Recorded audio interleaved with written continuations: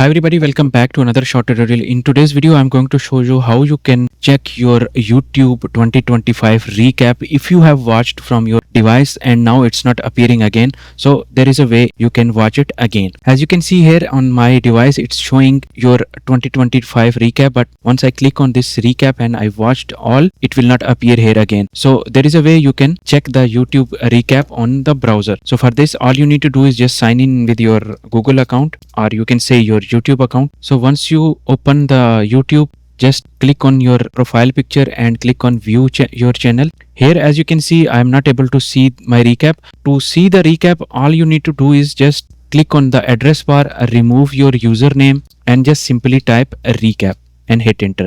Once you click, here you go, you will get your YouTube 2025 recap. So this way you can watch your YouTube recap. So that's it for today's short tutorial. See you in the next one.